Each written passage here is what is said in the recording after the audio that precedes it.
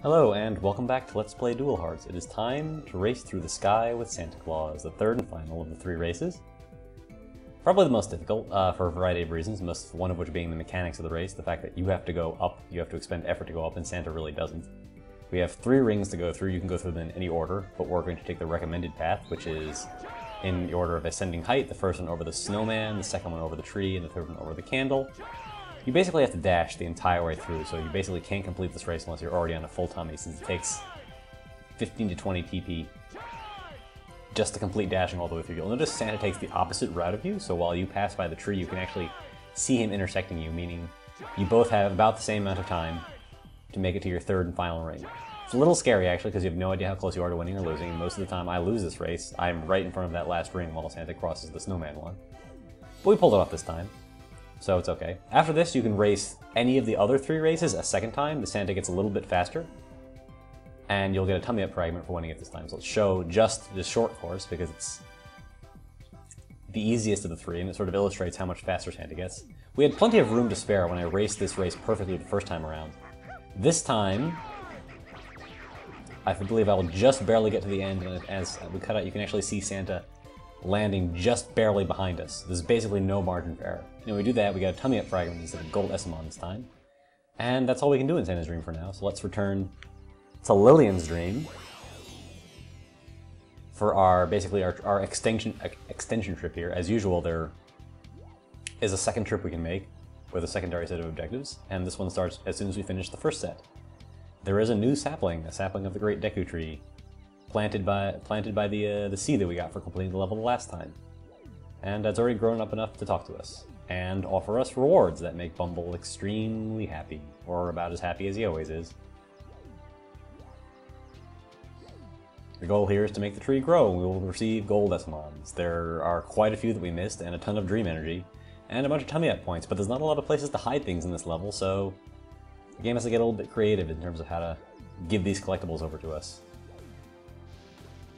Basically, the tree will follow us to the riverbed, which, as you may recall, we unstopped up by bombing that rock that one time.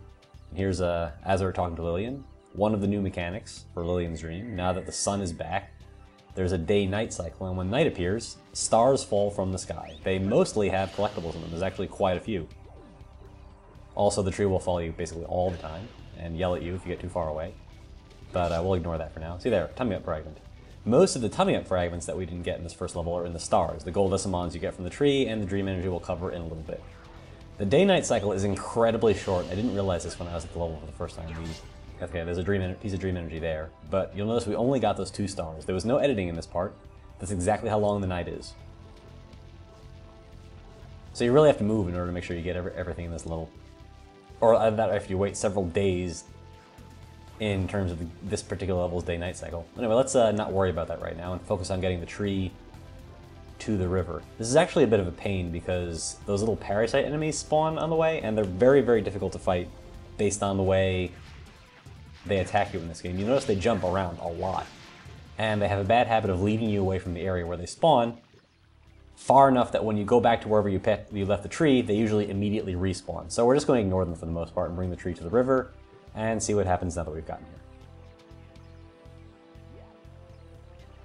Yeah, this is where the rock was, more or less. I believe you just have to get to the actual river, and then you automatically move in the cutscene to the little spring itself.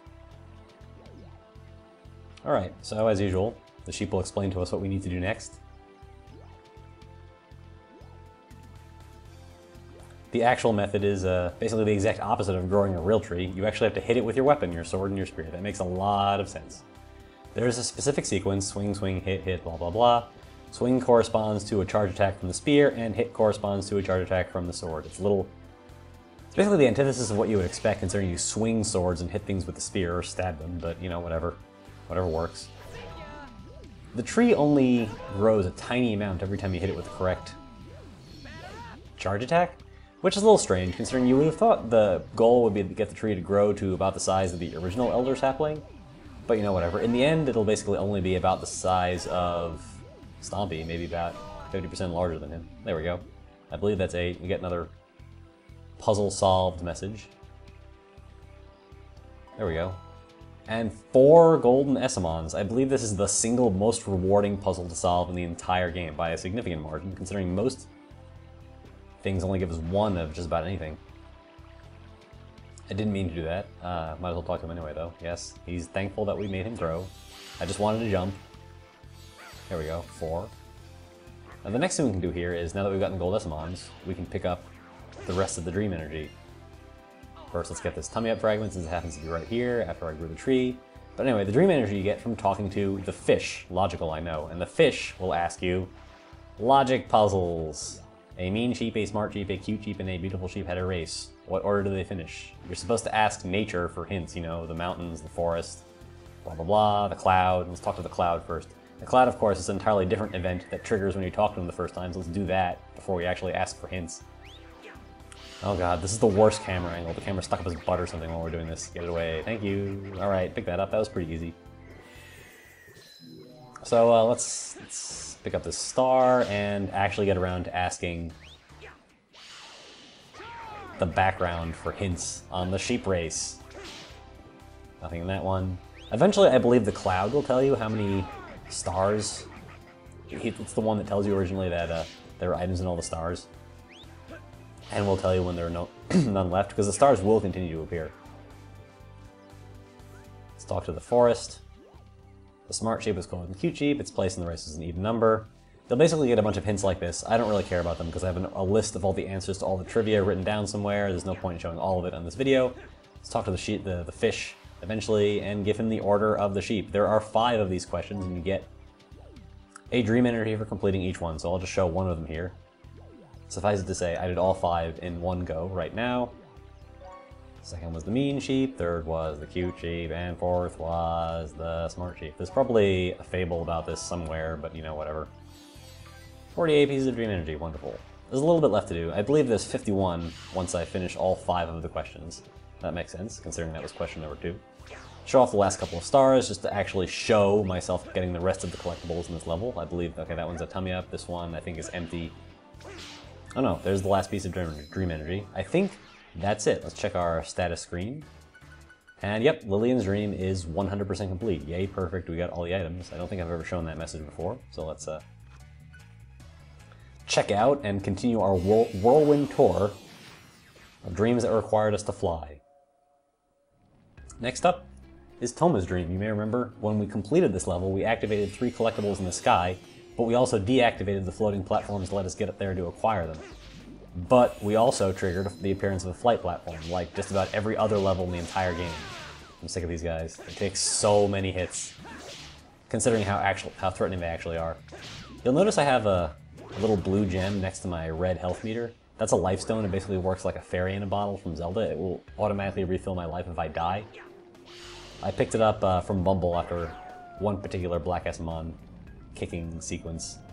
It's pretty useful, although you can't stack more than 1, so now that I have it, it's unlikely to matter since I've never been close to dying since the first level of the game, but you know, it's nice to have.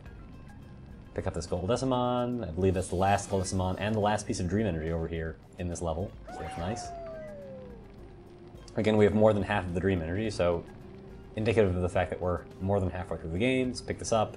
Of course, this causes the little animation of him standing up and holding the tummy up to occur while he's standing on Bumble in midair, which seems a little unsafe, but you know, whatever. While I was flying around, I noticed 1 ring I missed, and since people like to see me picking up all the rings, I might as well get it, just to show off the fact that I did, in fact, pick this up right now and not later. Let's stomp and get that, and now back up to the top. This is where we butt pound to the ground to pick up the star tile. This is where I found out that these things can knock you straight off of Bumble, but I don't really care about him because he can't attack me.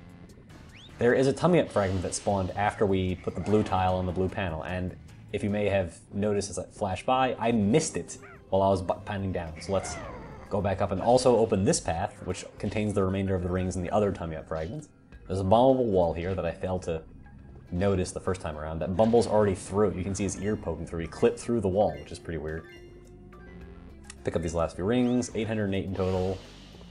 And stomp this one. And I missed that tummy up fragment too. This is not a good video for me already. Full of fail. Let's kill this guy so we can get out. He's kind of blocking our way. At this point I'm sick of actually trying to fight him. The breath attack works just fine.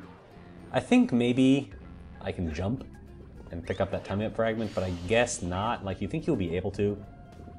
It's amazing to me that you can even miss it while you're butt pounding through. There's some weird glitch with Bumble's hitbox when he butt pounds. You may or may not remember. Alright, let's try to get this a third time. Line it up, line it up.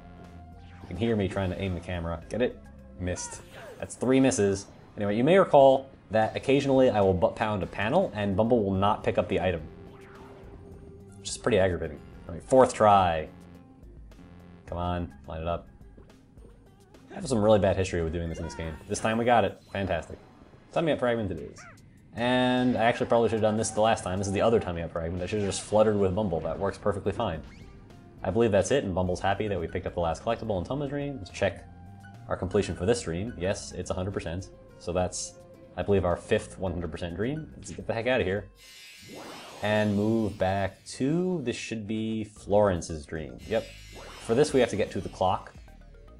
Where only, you can see actually right there the number of collectibles we're missing. 2 pieces of Dream Energy, 1 Goldessamon, and I think a tummy up fragment. Oh no, 2 rings, and I know exactly where they are too, because I pointed them out several times as we were passing by. To get the first item, we need the flight panel on the clock, because the game even showed us there's a piece of Dream Energy right on top of it, and we get it right there. Let's fly on over to those 2 rings that are way up on top of that building in this, on the eastern path. I still believe you can get here without having to fly, but again, since we can do it, and we know we'll be coming back here, might as well do it now. So that's 100 rings in Florence's Dream, and a nice round number of 5, overall, for our full completion. Next, there are these three rings, because it would be too easy if we could just pick up the items. At this point, I think I got sick of just, like, moving really slowly everywhere while I was flying and actually started air dashing. I guess partially because there's no real reason to use Essamons in Florence's Dream other than to fly, so I might as well save myself the trouble and dash a lot. You can clear all 3 rings without an extra flap, but you do need one, obviously, to pick up the piece of Dream Energy that spawns right in the middle of the 3 rings. Of course, orienting yourself after you've got them all is impossible, because Bumble spins when he goes flying, which is, in my opinion, a poor mechanic choice, but whatever. Anyway, the last collectible here is the Goldessamon, which we saw when we were picking up the tummy up fragment near the piano.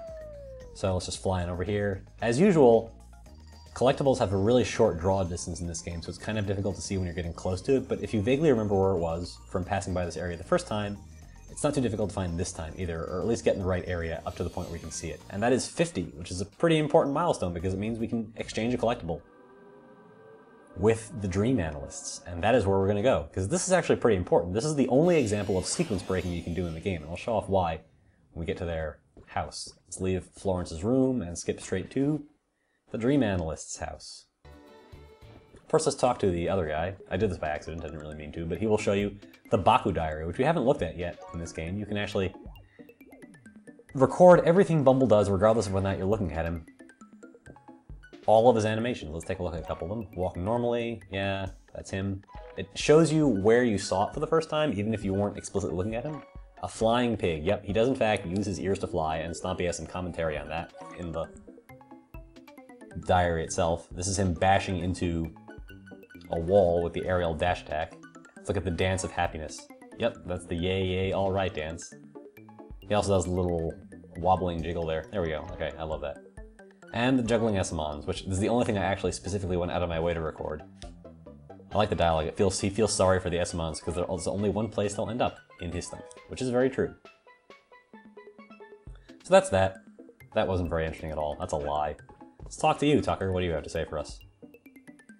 Yep, we've got 50. Now cough it up. We get the Mystic Hammer. This is the 4th weapon. It's supposed to be our 8th holy instrument, but the Mystic Hammer actually acts as a strict upgrade to it. So we'll explore that in the next video. We're actually at over 14 minutes now, so let's leave, and I will see you in the next episode of Let's Play Duel Hearts.